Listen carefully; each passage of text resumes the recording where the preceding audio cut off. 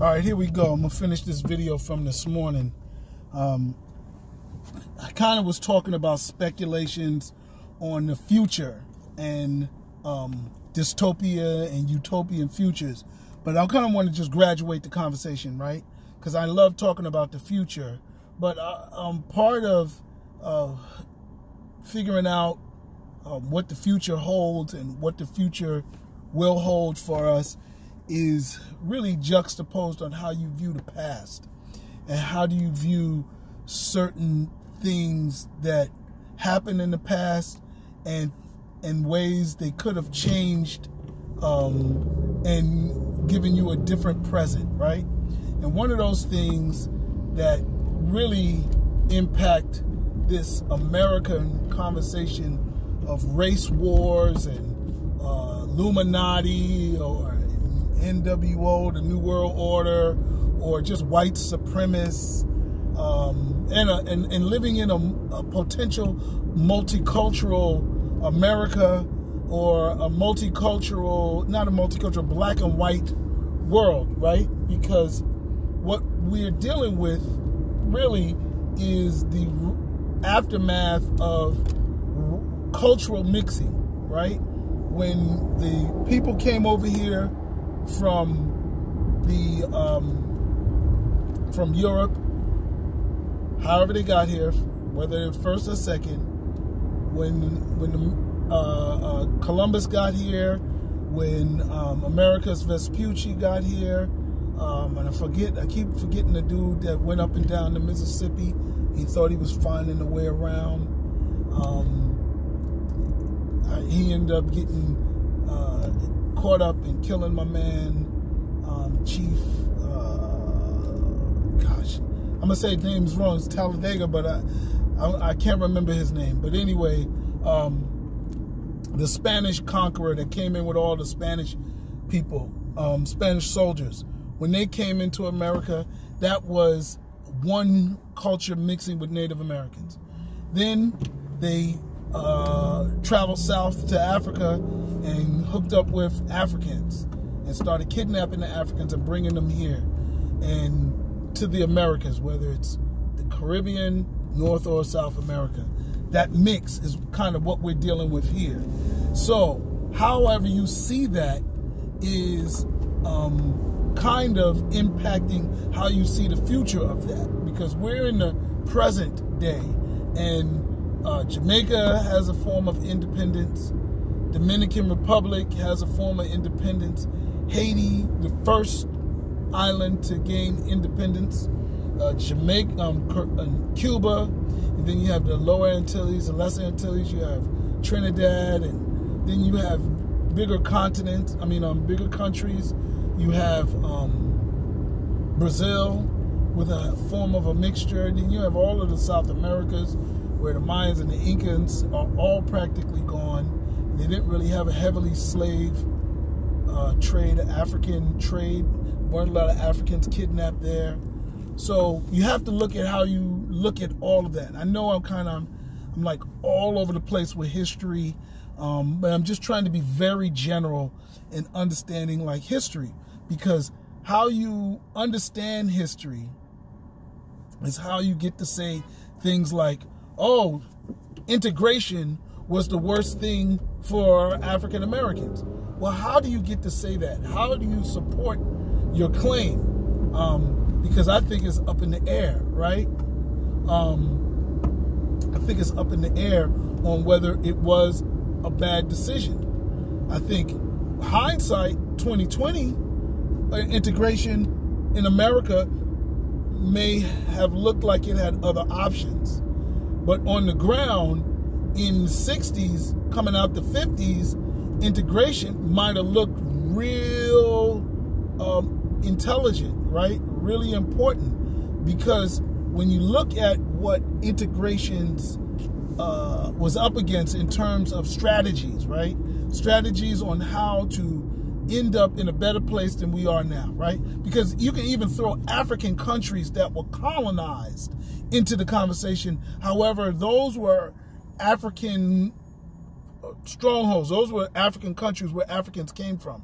to really get an idea of what it, looked like, you can't really compare apartheid to segregation, because apartheid was on their land. The Zulus and others from South African tribes, that was their country. So it's hard. The numbers were even different. So here in America, it's really hard because Africans aren't from here as much as we have mixed lineage as African Americans with indigenous Africans or different indigenous Americans. We still had a lot of people coming from Africa, and because of the two, it's a different conversation, right? Slightly. There's elements that's similar, but we're more like a comparison to Haiti and Hispaniola and Cuba and Jamaica than we are, and Puerto Rico, than we are of a South African example, right? But to say that segregation was wrong, now you have to include, okay, what were your other strategies? Elijah Muhammad had one, give us Georgia. And how do they might have said, all right, we gave Native Americans, indigenous Americans, reservations, the Dakotas, right? Some of those areas were really, they may have said, all right, we're giving African Americans something.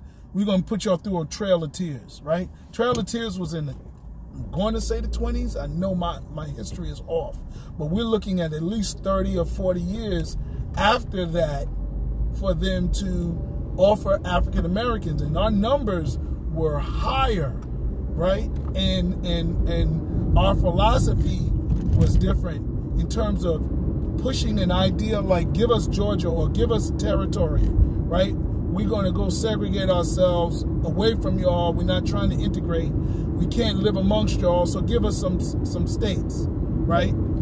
Give us states. They don't always have that in the first place. We tried that. They tried to give us land, 40 acres and a mule. They realized they couldn't live without us. We would cripple them, just like if we all went on a strike in this quarantine, certain type of workers stop working, they realize America isn't going to move. So, one, that's a hard proposal because we would cripple America. And just like in one of my favorite movies, Buck and the Preacher, they would come looking for us hard to get us to go back to those lands. So convincing the American government for that to happen is a hard swing in the 60s. We did a bus boycott and it crippled the buses in Montgomery, right? We just stopped riding, and then that was enough to cripple it. Everywhere it was in Alabama, so that's different. However, the other part that makes that give us territory, the Elijah Muhammad idea, challenging, is African American people. African American people ain't just, I know we're not talking about moving them to Africa, right? That was a Liberia, that was an experiment. We got Ghana inviting people back, and people are sluggish because Africa, they've been programmed to not think Africa is their homeland. They've been programmed to think Africa is dangerous and gangster, more dangerous than New York, Chicago, and New Orleans, right? So, or Miami, all these places, they think that everywhere in Africa is more dangerous than those places, right? So, but we're not talking about that. We say, all right, what if they gave us Wisconsin, right? At the time, Wisconsin wasn't big, right? So they could, well, in the 60s, it was bigger than it is in the 20s, right? But they could have given us Wisconsin. They could have given us Montana, right? Idaho, right? One of those states like they did with the Native Americans. Even if we got the government to say that, it would have been hard as heck to get black people to go all the way out there. Now, fast forward that. Say we get black people to go out there and we get the government to go out there. The racism in white folks in America, some, is still high. We had states like Oregon, right over there where we would be, saying it's a white-only state. That's what the state was founded as, right? I'm going to say it's Oregon, but it might have been Washington. I'm not sure. It's one of them Northern Pacific states northern Midwestern states, all right? That's what we would have been up in. That's how far white supremacy went, right? It wasn't just in the mixed states of Mississippi, Georgia, and South Carolina, no, or Florida. It wasn't just in those states. It went as far west as the state of Washington. So now we got white supremacists on both sides of us. Do we have an army? Do we have an alliance? Are we looking at a bigger Tulsa, Oklahoma, right? Or are we looking at no trade, no infrastructure, right? And now we're looking at isolation. So are we going to get globally blackballed like Haiti? Oh my God. That's the downside that Haiti's been dealing with since they won their independence was, damn, they got blackballed. Nobody did business with them. Cruise ships didn't stop there. All these other islands, after they could, their agricultural crops died business-wise, they survived with tourism. But damn, Haiti is one of the most beautiful islands, and it's definitely going to make a comeback because there's not a bunch of jet skis and tourists running around it right now. So the beaches are beautiful, but dang, they had to be blackballed. You understand what I'm saying? So you got to think, you got to factor all of those things in when you say, oh, segregation wasn't the best idea. Well, I want to know, what was your other idea? Marcus Garvey tried to get us to go back to Africa long before desegregation, right? And whatever, it was a legitimate attempt. He had one of the biggest organizations in America in American history of African Americans, right? And he still couldn't get people to go back to Africa. Now, maybe he should have lobbied and got America to pay for it, and they would have given us better ships. Who knows? But like I said, there's always that Tulsa, Oklahoma, that Rosewood, that Linwood, New Jersey, all of those different cities that had black people in them that were actually thriving, that white supremacists found a way to uproot, throw a monkey wrench in, kill, destroy, whatever the hell you want to call it. They still they messed it up, So I say integration still looks like a good idea. Why? Because we live right next to our people. Sure, there's pockets where there's all white people, no doubt. We still only 13% of the population, and we got the Latino and Hispanic communities that bring us up maybe up to a 25, 30%, but we still aren't any significant competition for them until you factor in all the other cultural groups, all right? And then we browning up America. But on our own, we don't really have that. So again, our troops, our soldiers, all of that is subject to terror, right? So now with integration, we've now legalized, we've made America legally multicultural. Then we was able to sue for affirmative action, right? Then we was able to do things like what we're doing now, where we have the United States government, regardless of how many soldiers or police are racist, they're on the outside now. Now they got to come through the government. They got to come through the National Guard. They got to come through the Army. They got to come through the police department. They got to come through black mayors. They got to come through black governors. They got to come through black city officials. It's hell. This America is not going to be the way it was in the 40s. And that's because of integration. And I know people hate on integration, but bring your facts, bring your speculation. Let's look at what the options were. Give me the options now and show me we wouldn't have ended up like Haiti. We wouldn't have ended up like Tulsa, Oklahoma, because those are the two scenarios. Even if we would have succeeded, we might have got burned the hell down. Even if we would have got independence, they might have blackballed us and nobody would have done business with us. Look at Cuba. I love Cuba. I've been to Cuba. I love Haiti. I ain't go there yet. I can't wait to get there. But for African Americans, it was a hard swing. They joke. We're so materialistic. Please, I drive a Kia, and that's a Rolls Royce in Cuba. And they still, and people still have a problem with the damn Kia Soul. Okay? So I'm just keeping it real. We have to think of what things are practical, and I still think there's a legitimate, strong-ass case for integration. I know it sounds whack.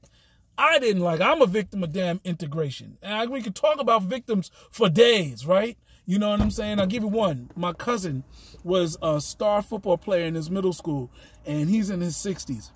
When integration hit, he had to go to the white high school, and the coach on the team had him play, but started giving his touchdowns to another white kid that made it to college on a damn scholarship. And it was his numbers. And you think about how important that is now. Yeah, so, you know, and these are 14, 15, 16-year-old kids that, you know, his future was forever changed because, wow, he could have got a scholarship to play in college. Imagine that. And, you know, for me, I could talk about how I was victimized by integration, or just having, you know, teachers that didn't know how to teach black kids. How about that? And I'm a child of the 60s, went to elementary school in the 70s and graduated in the 80s.